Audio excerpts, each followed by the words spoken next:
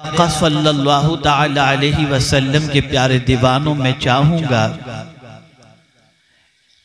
कि आप शैतान की शरारतों के शिकार न हों, इसलिए कि शैतान कतई तौर पर नहीं चाहेगा कि कोई काम की बात आपके कानों के जरिए दिल तक पहुँचे। वो आपके जहन को भटकाएगा, आपके ख्यालात को भटकाएगा, ताकि जितने कोरे आप आए थे वैसे ही कोरे यहाँ से वापस चले जाएं। बेशक मैं चाहूँगा कि आप शैतान को जलील करें और रहमान और रहमतुल लिल आलमीन सल्लल्लाहु अलैहि वसल्लम के फरामीन को समाअत करने के लिए पूरी तवज्जो का मुजाहिरा करें। इंशाअल्लाह। पूरी दुनिया में इस वक्त जो परेशानी लाहिक है वो परेशानी है अदमे इत्मीनान, बेचैनी और बेकरारी। बेशक मुल्क कोई भी हो, अमेरिका हो, बरतानिया हो, यूरोप हो, मशरिक़े वुस्ता हो, अगर दुनिया में बसने वाला इंसान इस वक्त किसी चीज का मुतलाशी है तो वो सुकून का मुतलाशी है, इत्मीनान का मुतलाशी है, चैन का मुतलाशी है। बेशक। लेकिन आप अगर ये तसव्वुर करते हो कि सुकून सिर्फ गरीब चाह रहे हैं और गरीब अपनी गुर्बत की वजह से बेचैन है, तो मैं आपसे ये सवाल पूछना चाहूंगा कि अगर गरीब गुर्बत की वजह से है तो सरमाएदार रात को सोते वक्त नींद की गोलियां क्यों लेकर के सो रहा है? बेशक। दुनिया में जिस तबके का भी इंसान इस वक्त मौजूद है वो बेचैनी का शिकार है, बेकरारी का शिकार है। गरीबी बेकरारी की वजह नहीं सिर्फ बन सकती, इसी तरीके से जहालत सिर्फ बेचैनी की वजह नहीं बन सकती, मजलूमियत सिर्फ बेचैनी और बेकरारी की वजह नहीं बन सकती। याद रखें और अच्छी तरीके से याद रखें, बेचैनी और बेकरारी की सबसे बड़ी वजह गुनाह, गुनाह और गुनाह। हकीकत। सरमाएदार अगर गुनाह करे तो बेचैन हो जाएगा, लेकिन अगर गरीब टाट बिछा करके इत्मीनान से अगर सो रहा है और उसने अगर अपने दामन पर गुनाह के धब्बे नहीं लगाए तो उसे जितनी सुकून की नींद आएगी, गुनाहों में डूबे हुए सरमाएदार को उतने इत्मीनान की नींद नहीं आ सकती। बेशक। गुनाह इंसान को बेचैन कर देता है, गुनाह इंसान को बेकरार कर देता है, गुनाह इंसान की तबीयत से करार को छीन लेता है। इस वक्त उम्मत मुस्लिमा की सबसे बड़ी परेशानी भी यही है कि आज हमारी कौम गुनाहों के दलदल में इस तरीके से डूब चुकी है कि अल-अयाज़ु बिल्लाह, कल तक सिचुएशन ये थी कि हमारे असलाफ गुनाह के तसव्वुर और एहसास से काम जाते थे, और आज हमारी कौम गुनाह करके नहीं कामती और गुनाह करके कहकहा लगाती नजर आ रही है। तारीख के औराक उलट करके देखें तो आपको पता चलेगा कि असलाफ तसव्वुर गुनाह से किस तरीके से कांपते थे, एहसास गुनाह से किस तरीके से कांपते थे, ख्यालात गुनाह से किस तरीके से ख्यालात गुनाह से किस तरीके से कांपते थे, उसे थोड़ी सी समझने की जरूरत है ताकि हम अपनी जिंदगी को गुनाह से आलूदा करने से बचा सकें और अल्लाह की बारगाह से सुकून की दौलत को हासिल कर सकें। मेरे प्यारे आका सल्लल्लाहु ताला अलैहि वसल्लम के प्यारे दीवानों, सैयदना फारूक आजम रदियल्लाहु मौला तबारक व तआला अन्हु के दौरे पाक में एक ऐसा नौजवान था जो बड़ा खूबसूरत था, मस्जिद से उसको लगाव था, मस्जिद में आना जाना उसकी आदत थी। अल्लाह अकबर, हर नमाज के लिए मस्जिद का रुख करता।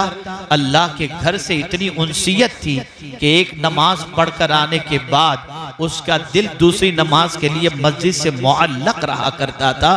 और जाहिर सी बात है कि सिद्दीक अकबर रदी अल्लाह ताला अन्हु फरमाते हैं, जिस किसी का दिल मस्जिद में न लगे उसे अपने ईमान का एहतसाब कर लेना चाहिए, इसलिए कि रूए जमीन पर जन्नत मस्जिद है और मस्जिद में दिल ईमान वाले का लगा करता है। बेशक बेशक बेशक। आज हमारी सिचुएशन ये है, बाजार में दिल लगता है, मस्जिद में दिल नहीं लगता है। बाजार में सुकून मिलता है, मस्जिद में सुकून नहीं मिलता। आप जरा अंदाजा तो लगाइए, मेरे प्यारे आका सल्लल्लाहु ताला अलैहि वसल्लम के प्यारे दीवानों, तारीख के औराक उलट करके देखें तो आपको पता चलेगा। अल्लाह अकबर। रसूल गिरामी वक़ार सल्लल्लाहु ताला अलैहि वसल्लम इरशाद फरमाते हैं, जिस किसी की तबीयत बेचैन हो घर से वुजू करके निकले, मस्जिद पहुंचे और अगर मस्जिद के अंदर दरसे कुरान की महफिल सजी हो उसमें बैठ जाए, अल्लाह की तरफ से सुकून उसके कल्ब पर नाजिल होगा। और अगर मस्जिद में दरसे कुरान की महफिल सजी नहीं है तो जाए मस्जिद में और अल्लाह की किताब को खोलकर पढ़ना शुरू करे, अल्लाह उसके कल्ब पर सुकून की दौलत को नाजिल फरमाएगा। लेकिन आप जरा अंदाजा लगाएं, आज हमारी कौम सुकून की तलाश के अंदर कोई सिगरेट पीता हुआ नजर आता है, कोई ड्रग्स इस्तेमाल करता नजर आता है, कोई गंदी पिक्चरें देखता नजर आता है, कोई पता नहीं क्या क्या करता नजर आता है। जब हमारी जिंदगी का मामला ये हुआ कि हमने अल्लाह और उसके रसूल के कानून से रिश्ता तोड़ दिया और मर्जी के मुताबिक और शैतान के नक्शे कदम पर चलने लगे, तो अल्लाह ताला ने हमें जवाल का मुसाफिर बना दिया और हम उरूज से जवाल की तरफ आ गए। आइए, मैं अर्ज कर रहा था, सैयदना फारूक आजम रदी अल्लाहुल मौला तबारक व तआला अन्हु के दौरे पाक में एक जवान को मस्जिद से बड़ा लगाव था। वो मस्जिद में नमाज के लिए आता जाता, खूबसूरती की वजह से उस रास्ते में एक मकान पड़ता था, उस मकान में एक खातून रहती थी। जब उस खातून की नजर उस नौजवान खूबसूरत पर पड़ी, उसके दिल में शैतान ने वसवसा डाला और उसकी मोहब्बत उसके दिल में घर कर गई। उसने अपनी नाजायज ख्वाहिश को पूरी करने के लिए हीले बहाने के बारे में गौर करने लगी कि इस नौजवान को मैं अपने दामे फरेब में कैसे गिरफ्तार करूं और उससे मैं अपनी ख्वाहिश को कैसे पूरी करूं। अल्लाह अकबर। आज के दौर का कोई नौजवान होता तो उसे खुद पेशकश करता और गुनाहों के दलदल में डूब जाता, लेकिन अल्लाह अकबर, अल्लाह के वो अकबर गुज़ीदा बंदे और अल्लाह अज़्ज़ व जल्ल के प्यारे हबीब सल्लल्लाहु अलैहि वसल्लम के शैदाई का मामला देखिए। औरत जब अपने आप पर काबू न पा सकी, एक बहाना बनाती है। जब वो नौजवान रास्ते से गुजरने लगा तो कहती है, मौलाना साहब एक मसला मुझे आपसे पूछना है, मैं रास्ते में नहीं पूछ सकती, जरा कमरे में तशरीफ ले आइए ताकि मसला मैं आपसे दरियाफ्त कर सकूं। जैसे ही वो भोला भाला नौजवान कमरे के अंदर दाखिल हुआ, औरत ने कमरे के दरवाजे की कुंडी लगा दी और अपनी ख्वाहिश का इजहार उस नौजवान के सामने करने लगी कि मैं तुमसे बेपनाह मोहब्बत करती हूँ, मेरी ख्वाहिश को पूरी कर दो, मेरे अरमान को पूरा कर दो। अल्लाह अकबर। उस नौजवान ने जब ये सुना, उसके बदन पर कपकपी तारी हो गई, लरजने लगा, कांपने लगा, यहां तक कि उसके दिल में ये ख्याल आया कि इस गुनाह के बारे में क़यामत में रब के हुजूर जब मैं हाजिर होऊंगा और मेरा मौला जब मुझसे इस गुनाह के बारे में सवाल करेगा तो मैं क्या जवाब दूंगा। इस तसव्वुर ने उसे कांपने पर मजबूर किया, लरजने पर मजबूर किया, कपकपाहट की आलम के अंदर और अल्लाह की बारगाह में हाजिरी के तसव्वुर ने इस तरीके से उस पर कैफियत तारी कर दी कि उसके जिस्म से रूह परवास कर गई, डर के मारे कि मैं अपने मौला को क्या मुंह दिखाऊंगा। अल्लाह अकबर। रूह का परवास करना था, खातून ने उसे लाकर दरवाजे पर रख दिया, उसकी लाश को, और उसके बाद उसको कोई दफनाने ले गया, घर वाले ले गए, तदफीन अमल में आई, सब कुछ हो गया। सुबह ये बात मशहूर हुई कि एक नौजवान खौफ खुदा से लरस कर अपनी जान अल्लाह की बारगाह में नजराने के तौर पर पेश कर दिया। अमीरुल मोमिनीन फारूक आजम रदी अल्लाह तआला अन्हु को जब ये इत्तला मिली, फौरन उसकी कब्र पर पहुंचे और कब्र पर पहुंचने के बाद उस नौजवान की कब्र के पास खड़े होकर इरशाद फरमाते हैं, ऐ नौजवान बता मेरे करीम ने तेरे साथ क्या सुलूक फरमाया। कब्र से आवाज आती है, अमीरुल मोमिनीन, मेरे रब ने मुझे 2 जन्नतें अता फरमा दी, इसलिए कि उसका वादा है, वलीमन खाफ मकाम रब्बिही जन्नतान, मैं अल्लाह के खौफ से अपने आप को रोके रखा और डर करके मैं अपनी जगह पर कायम रहा और गुनाह से दामन को बचाया, मेरे करीम ने मुझे 2 जन्नतें अता फरमाई। जब उम्मते मुस्लिमा में गुनाहों से बचने वाले ऐसे थे तो हमारा सूरज कभी गुरूब होता नजर नहीं आता था, लेकिन जब उम्मते मुस्लिमा की पोजीशन ऐसी हुई कि कोई रात दामन में गुनाहों के धब्बों में इजाफा नहीं होता, ऐसा हो ही नहीं सकता, और कोई दिन आवारगी में गुजरता न हो, ऐसा हो नहीं सकता, तो आज हमारी पोजीशन जो है वो हमारी निगाहों के सामने है। ऐ रसूल आजम सल्लल्लाहु अलैहि वसल्लम के दीवानों, कल एहसासे गुनाह से इंसान लरस जाता था, तसव्वुरे गुनाह से इंसान कांप जाता था, और आज गुनाह करके कहे लगाता है, गुनाह करके दोस्तों से तस्करे करता है, गुनाह करके मौज मस्ती में जिंदगी गुजार रहा है, गुनाह करने के बाद उसके दिल से अल्लाह की बारगाह में जवाबदही का तसव्वुर खत्म हो चुका है। चुनाचे ये कौम भी खत्म होने के लिए तैयार हो चुकी है। याद रखें, सिर्फ मर्दों में ऐसे नहीं थे, खवातीन में भी ऐसी अल्लाह से डरने वाली बंदियां थी। अल्लाह अकबर। चूंकि मेरी बहनें भी यहाँ पर हाजिर हैं, इसलिए मैं चाहूंगा कि वो भी अपनी इस्लाह करके यहाँ से जाएं। अल्लाह अकबर। अल्लामा याफ़ई रहमतुल्लाह ताला अलैह इरशाद फरमाते हैं बज़्म रौदुर रय्याहीन के अंदर, जिसका तर्जमा हजरत अल्लामा मौलाना बदरुल क़ादरी अलैहि रहमतु व रिज़वान ने बज़्म औलिया के नाम से किया है। आप जानते हैं बज़्म औलिया के अंदर 2 दोस्तों का वाकया मौजूद है। अल्लाह अकबर। 2 दोस्त थे। एक दोस्त की पोजीशन ये थी कि लोहे का कारोबार करता था, वो लोहार था, लोहे को आग में डालता और आग में डालने के बाद जब लोहा निकालना होता तो किसी औजार से नहीं निकालता था, अपना हाथ उस आग में डालता और जलते हुए लोहे को अपने हाथों से उठा लेता था, लेकिन उसके हाथों पर आग का असर नहीं होता था, उसे कोई तकलीफ नहीं होती थी। अल्लाह अकबर। मेरे प्यारे आका सल्लल्लाहु ताला अलैहि वसल्लम के प्यारे दीवानों, एक मरतबा दुरूद शरीफ पढ़ें। सल्लल्लाहु अलैहि नबील उम्मी वालिही सल्लल्लाहु ताला अलैहि वसल्लम सलातु व सलाम अलैहि सल्लल्लाहु अल्लाहुम्मा सल्ली अला सय्यिदिना व मौलाना मुहम्मदिन मअदनिल जूदि वल करम व आलिहि व अस्हाबिहि व बारिक व सल्लिम सलातन व सलामन अलैका या सय्यदी या रसूल अल्लाह सल्लल्लाहु ताला अलैहि वसल्लम। अपने दोस्त की ये कैफियत को देखकर एक दिन अपने दोस्त से पूछ बैठा, क्या मेरे दोस्त हाथ में कोई मलहम वगैरह लगाते हो, कोई ऑइंटमेंट लगाते हो? क्या है कि तुम लोहे के अंदर, आग के अंदर हाथ डालते हो लेकिन आग का असर तुम्हारे हाथों पर नहीं होता, वजह क्या है, सबब क्या है? वो कहता है यार छोड़ो, ये बस एक ऐसी ही बात है, मत इसकी तहकीक करने की कोशिश करो। उसने कहा नहीं मेरे दोस्त, मैं जाने बगैर नहीं रहूंगा, मुझे बताओ वजह क्या है। उसने कहा सुनो, मैं जब जवान था तो जवानी के आलम में मेरे मोहल्ले के रहने वाली एक लड़की से मेरा दिल लग गया था और उसकी मोहब्बत का चिराग मेरे सीने में रोशन हुआ, लेकिन मैं बहुत गरीब था, गुर्बत की चक्की में पीसा जा रहा था, जिसकी वजह से मैं उसे पा सकूं ऐसी मेरी इस्तिताअत नहीं थी और हैसियत भी नहीं थी। चुनाचे एक मर्तबा ऐसा हुआ कि मैंने बड़ी कोशिश करके, अरे भाई आप बैठ जाएं यार, चलिए बैठ जाइए आप, ला हौला वला कुव्वता इल्ला बिल्लाहिल अलील अज़ीम। महफिल के आदाब को समझते ही नहीं है कुछ। एक मतलब दुरूद शरीफ पढ़ लें। अल्लाहुम्मा सल्ली अला सय्यिदिना व मौलाना मुहम्मदिन मअदनिल जूदि वल करम व आलिहि व अस्हाबिहि व बारिक व सल्लिम सलातन व सलामन अलैका या सय्यदी या रसूल अल्लाह सल्लल्लाहु ताला अलैहि वसल्लम। अपनी अपनी जगह तशरीफ रखें। सिराजुल फुक़हा तशरीफ ला रहे हैं। नारे तकबीर, नारे रिसालत, हुजूर सिराजुल फुक़हा जिंदाबाद, हुजूर मुहक्किक़ मसाइल जदीदा जिंदाबाद, नारे तकबीर, नारे रिसालत, या रसूल अल्लाह। हज़रत को आने दे आराम से।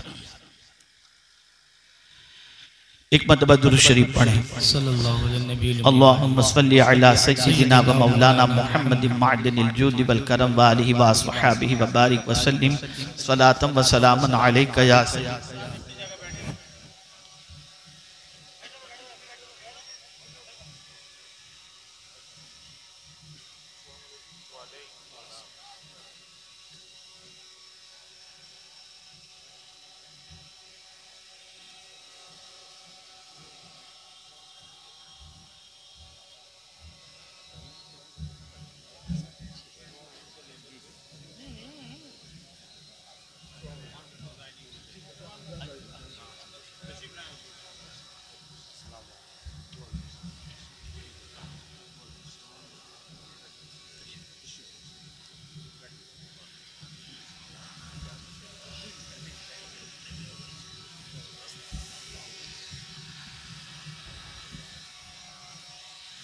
एक मरतबा दुरूद शरीफ पढ़ ले। अल्लाहुम्मा सल्ली अला सय्यिदिना व मौलाना मुहम्मदिन मअदनिल जूदि वल करम व आलिहिल किराम व इब्निहिल करीम व बारिक व सल्लिम सलातन व सलामन अलैका या सय्यदी या रसूल अल्लाह सल्लल्लाहु तआला अलैहि व सल्लम।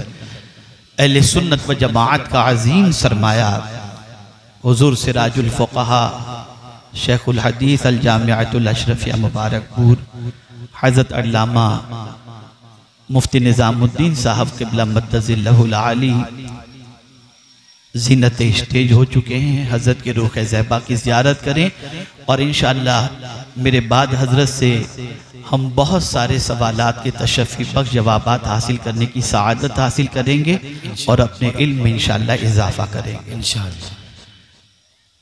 अर्ज़ ये कर रहा था कि उस नौजवान से उसके दोस्त ने जब बहुत इसरार किया कि मुझे वजह बताओ कि आग का असर तुम्हारे हाथों पर क्यों नहीं होता, तो उस नौजवान ने जवाब में कहा, जब मैं गुर्बत की चक्की में पीसा जा रहा था उस वक्त जिस लड़की की मोहब्बत का चिराग मेरे सीने में रोशन हुआ वो बहुत सरमाएदार बाप की बेटी थी। मेरी रसाई वहां तक मुमकिन न थी, फिर भी कोशिश करके मैंने अपना पैगाम भिजवाया। गुर्बत की वजह से उस पैगाम को इनकार कर दिया गया। उसके बाद मुझे महसूस हुआ कि दौलत हासिल करनी चाहिए, सरमाया हासिल करना चाहिए। मैंने बहुत मेहनत की, बहुत मशक्क़त की और उसके बाद मैं दौलतमंद हो गया। और दौलतमंद होने के बाद मैंने देखा और मुझे मालूम हुआ कि उस औरत, उस बच्ची की भी शादी हो चुकी, उसके बच्चे भी हो चुके थे, मैंने भी शादी कर ली और शादी के बाद मेरी भी जिंदगी गुजर रही थी। इत्तेफाक से शहर में कहत पड़ा और कहत की वजह से शहर के बसने वाले गरीब लोग सरमाएदारों के दरवाजे पर पहुंचने लगे और उनके यहाँ से अनाज और गल्ला हासिल करने लगे। मेरा शुमार भी शहर के सरमाएदारों के अंदर था। मैं भी सरमाए की वजह से और दौलत की वजह से शहर में बड़ा मशहूर था। मैं भी अपने घर के दरवाजे पर गल्ला लेकर के बैठ गया और कतार में आने वालों को देता रहा। इत्तफाक उस कतार के अंदर आने वाले मर्द व खवातीन के अंदर वो औरत भी आ गई जो कतार के अंदर मुझसे अनाज लेने पहुंची। मेरी नजर पड़ते ही पुराना इश्क फिर बेदार हुआ और मेरे दिल में उसको पाने की तड़प पैदा हुई। मैंने उस औरत से कहा, ऐ औरत, तू मेरी ख्वाहिश पूरी कर दे, मैं तेरी ख्वाहिश पूरी कर दूंगा। वो गुर्बत की मारी औरत कतार से निकलती है और चली जाती है। घर जब पहुंचती है तो बच्चे बिलक रहे थे, भूख से तड़प रहे थे। माँ की ममता ने सोचा, चलो फिर एक बार जाकर के मैं कोशिश करूं, शायद हो सकता है कि इसके दिल में रहम पैदा हो जाए। और वो शख्स कहता है कि फिर वो औरत वापस आई, लेकिन मुझ पर जज्बात का गलबा था।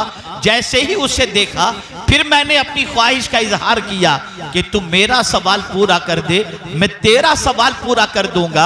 अल्लाह अकबर। औरत कतार से निकली और चली गई।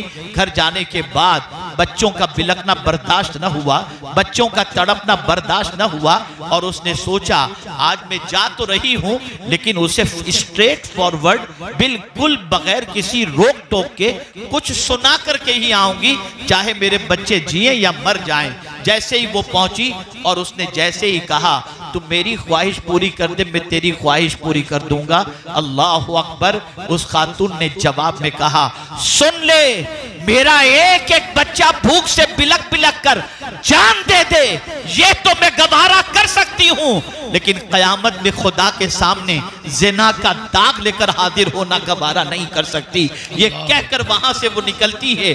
अल्लाह अकबर। ये सुनने के बाद नौजवान की आंखों में आंसू थे, उसका जज्बात जो उभर गए थे वो सर्द पड़ गए और उसके दिल में एक ख्याल पैदा हुआ, अल्लाह अल्लाह, मैं कैसा जालिम हूं, भूख की मारी इस बच्ची को, भूख की मारी इस औरत को गुनाह से बचने का ख्याल है और मेरे पास तो पेट भरने के लिए बहुत सारा कुछ मौजूद होने के बाद मैं गुनाह का ख्याल कर रहा हूं। उसने बेइरादा किया कि नहीं नहीं, अब मैं इससे गुनाह के बारे में नहीं कहूंगा, अपनी ख्वाहिश के बारे में नहीं कहूंगा, अब इसके दामने मुराद को भर दूंगा।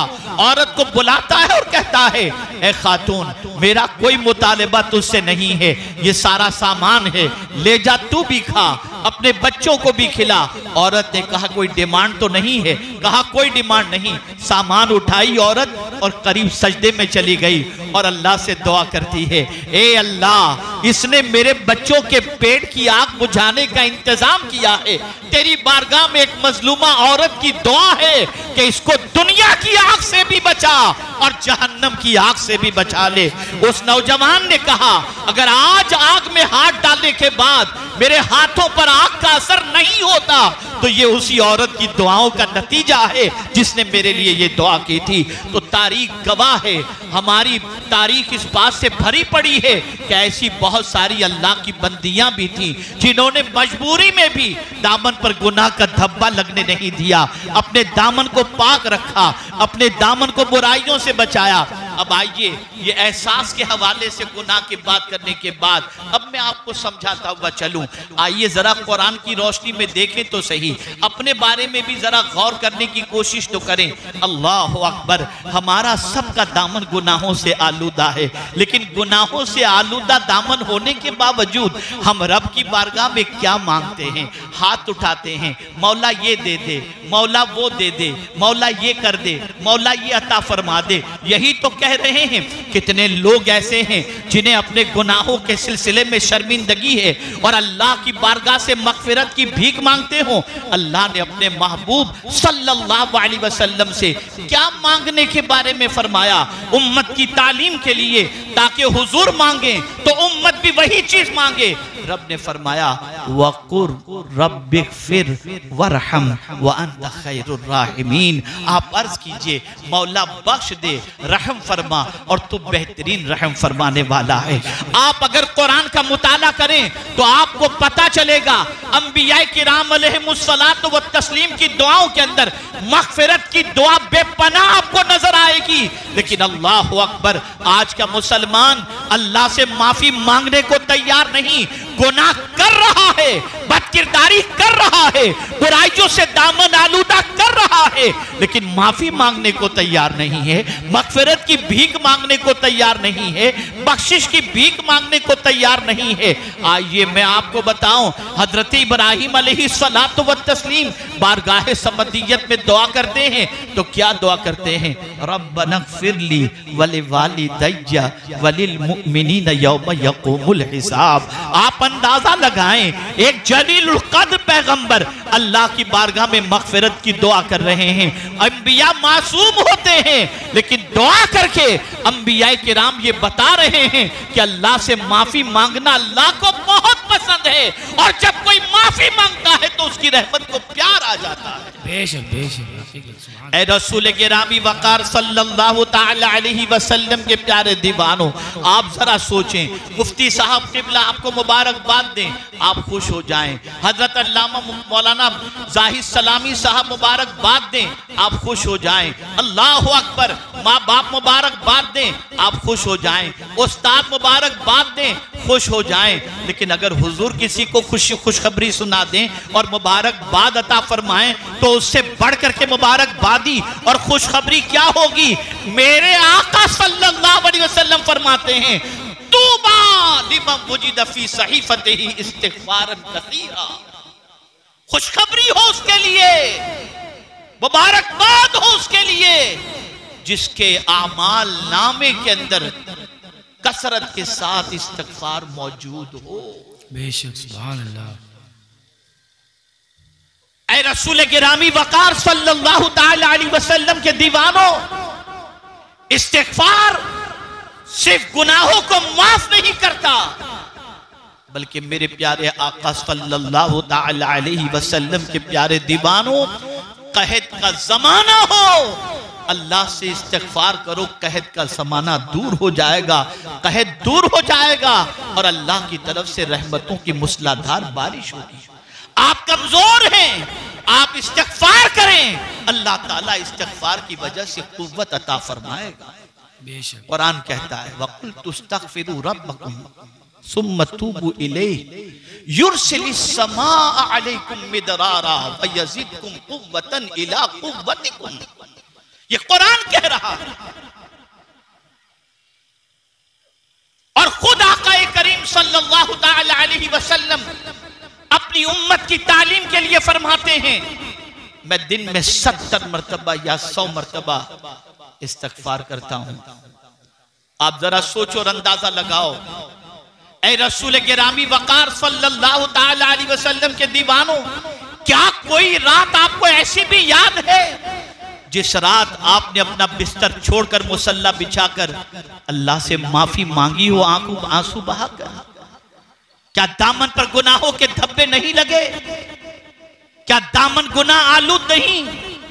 वो अल्लाह के बरगुज़ीदा बंदे जिनकी रातें भी इबादत में गुजरती, जिनका दिन भी इबादत में गुजरता, जब कुरान उनकी सिफत बयान करता है तो आप जानते हैं क्या बयान फरमाता है? वल मुस्तग़फ़िरीन लिल असहार। रात के आखिरी पहर के अंदर वो अल्लाह से मग़फ़िरत मांगते हैं। अल्लाह के बरगुज़ीदा बंदे नेकी करके बख्शिश मांगते थे और मग़फ़िरत मांगते थे, और हम गुनाह करके भी तौबा और मग़फ़िरत मांगने के लिए तैयार नहीं हैं। ऐ रसूल गिरामी वक़ार सल्लल्लाहु अलैहि वसल्लम के दीवानों, मग़फ़िरत से जिंदा रहने वालों के लिए या जिंदों के लिए ही नहीं है। आप क्या समझते हैं माँ बाप के लिए जो इस दुनिया से चले गए या मौजूद हैं, औलाद की तरफ से सबसे बड़ा तोहफा क्या है? आक़ाए करीम सल्लल्लाहु अलैहि वसल्लम इरशाद फरमाते हैं, मुर्दा कब्र के अंदर परेशान होता है, तकलीफ में होता है, घबरा रहा होता है, लेकिन उसका कोई रिश्तेदार, उसका कोई दोस्त या उसकी औलाद उसके लिए मग़फ़िरत की दुआ करे तो उसे कब्र के अंदर सुकून की दौलत नसीब हो जाती है। बेशक इमामुल मुतकल्लिमीन अल्लामा नक़ी अली खां अलैहि रहमतु व रिज़वान फरमाते हैं कि जो शख्स हर नमाज के बाद अपने माँ बाप के लिए मग़फ़िरत की दुआ न करे, उसकी नमाज बारगाहे समदियत में मकबूल नहीं होती। अल्लाहु अकबर, अल्लाहु अकबर।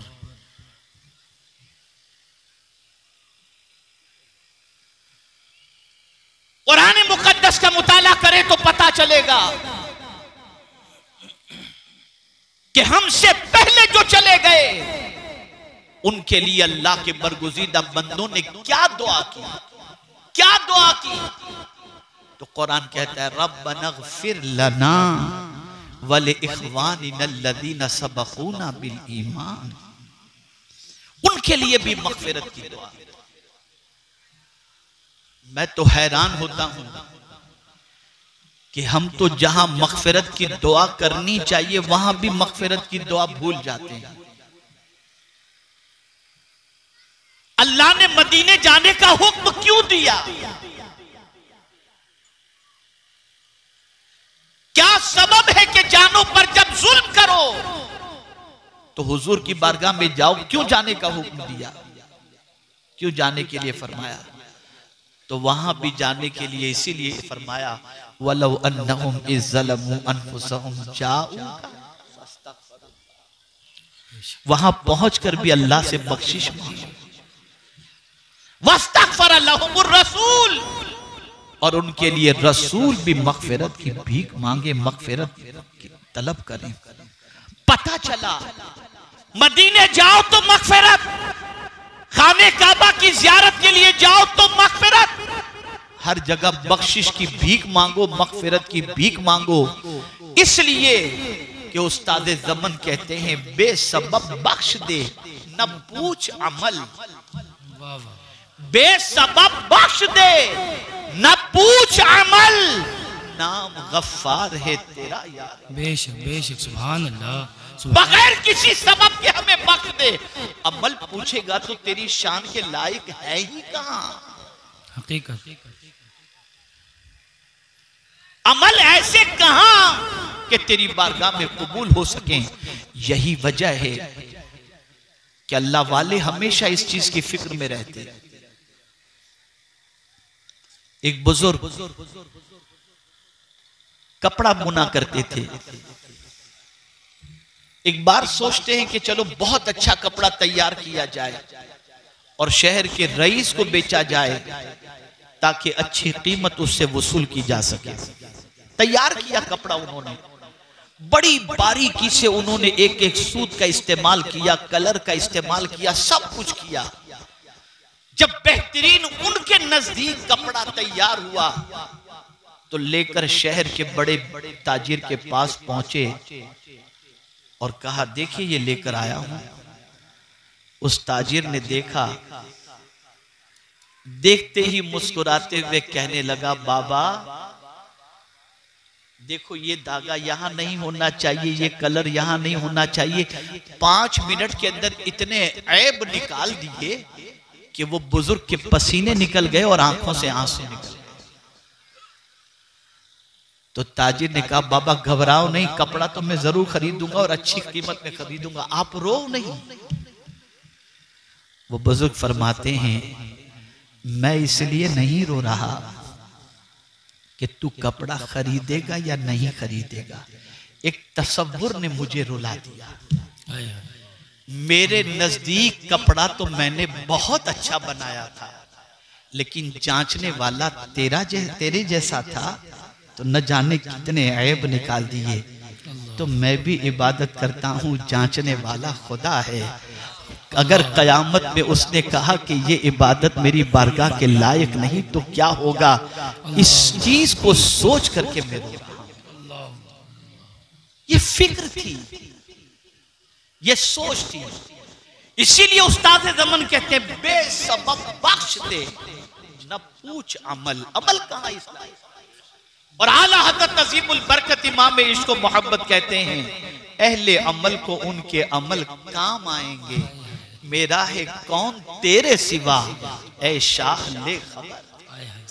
नेक अच्छे हैं कि उनके आमाल हैं अच्छे, हम बदों के लिए काफी है सहारा तेरा। बेशक बेशक। ऐ रसूल गिरामी वक़ार सल्लल्लाहु अलैहि वसल्लम के दीवानों, अल्लाह से माफी मांगा करो, इस्तिग़फ़ार किया करो, बख्शिश की दुआएं किया करो, अपने लिए ही नहीं, अपने सारे खानदान वालों ही के लिए नहीं, सारे मोमिनीन के लिए। अल अम्न वल उला में आला हजरत अजीमुल बरकत इमाम इश्क व मोहब्बत ने एक हदीस नकल फरमाई है और उस हदीस का मफहूम यह है कि जो शख्स रोजाना 27 मर्तबा मोमिनीन और मोमिनात के लिए मगफिरत की दुआ करे, अल्लाह उसे मुस्तजाबुद दावत बना दे। सुभान अल्लाह सुभान अल्लाह सुभान अल्लाह सुभान अल्लाह।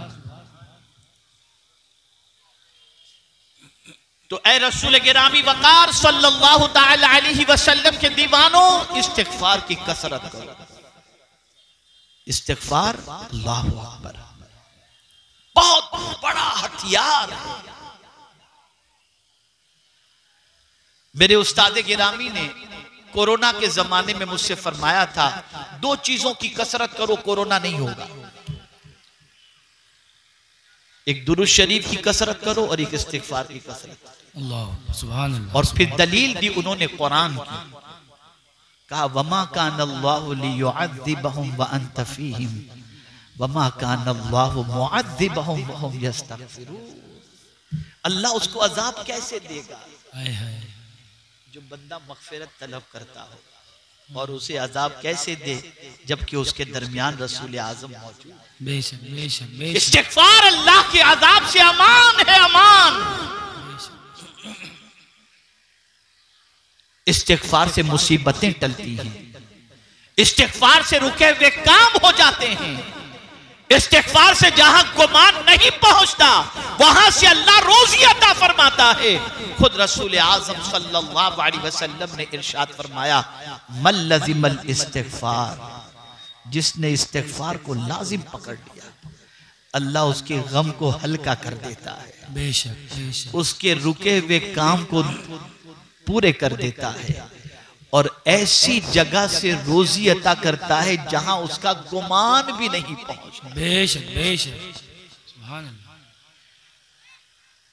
मेरे प्यारे आका सल्लल्लाहु ताला अलैहि वसल्लम के प्यारे दीवानों, खुद रब ने हुजूर से फरमाया, मोमिनीन के लिए मग़फ़िरत की दुआ करो, मोमिनीन के लिए इस्तिग़फ़ार करो, मोमिनीन के लिए मग़फ़िरत की दुआ करो।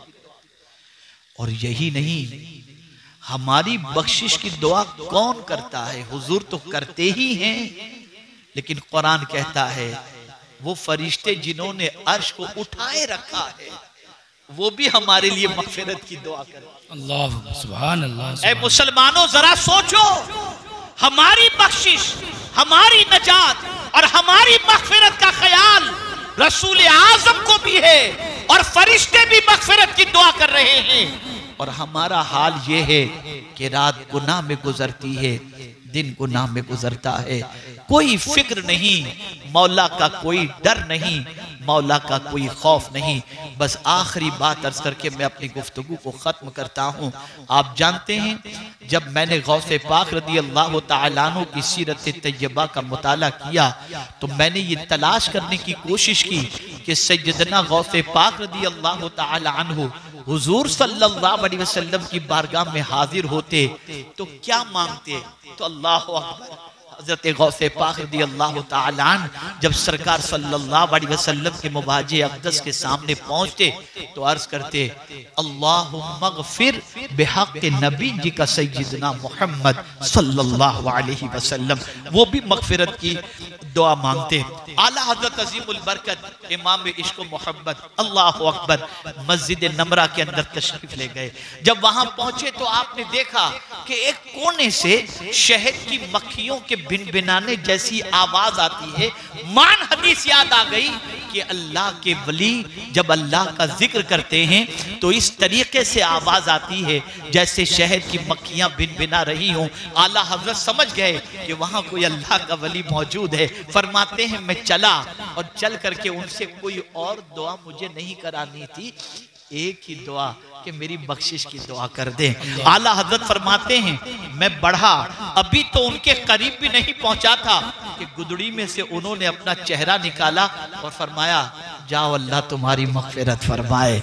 आप अंदाजा लगाएं औलियाए किराम जिनके दामन में नेकियों का अंबार था फिर भी वो अल्लाह से मग़फ़िरत की भीख मांगते थे, और हमारा हाल ये है दामन गुनाहों से आलूदा है फिर भी अल्लाह से बख्शिश की भीख नहीं मांगते।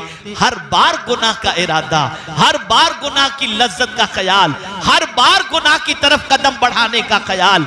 नादानों सोचो तो सही, कोई अगर बड़ा देख रहा हो तो तुम गुनाह नहीं करते, लेकिन अल्लाह देख रहा है और गुनाह कर रहे हो। अल्लाह अकबर, कितनी बड़ी जसारत और जुर्रत है। तौबा करो, इस्तिग़फ़ार करो। जो हालात भी इस वक्त पूरी दुनिया के अंदर हैं होने दो वो हालात। इस्तिग़फ़ार करोगे मौला भले दिन ले आएगा, इस्तिग़फ़ार करोगे मुसीबतें अल्लाह दूर फरमा देगा, इस्तिग़फ़ार करोगे रोजी में बरकत होगी, इस्तिग़फ़ार करोगे खोया हुआ वक़ार अता करेगा, इस्तिग़फ़ार करोगे कोई भी इज्जत अल्लाह अता फरमाएगा। अल्लाह फरमाता है जब कोई बंदा अल्लाह से इस्तिग़फ़ार करता है, मग़फ़िरत जब मांगता है तो जानते हो अल्लाह फरिश्तों से क्या फरमाता है? फरिश्तों, ये बंदा जानता है कि मैं माफ करने वाला हूं, तभी तो मुझसे माफी मांगता है। गवाह हो जाओ, मैंने इसको माफ कर दिया, माफ कर दिया। कुरान कहता है अल्लाह अकबर, नब्बी इबादी अन्नी अनल गफूरुर रहीम, मेरे महबूब मेरे बंदों को खुशखबरी सुना दो, मैं बहुत माफ करने वाला हूँ, मैं बहुत रहम करने वाला हूँ। अल्लाह अकबर। कुरान कहता है इन्नल्लाह यगफिरुज़ ज़ुनूब जमीआ, बेशक अल्लाह सारे गुनाहों को माफ फरमाने वाला है।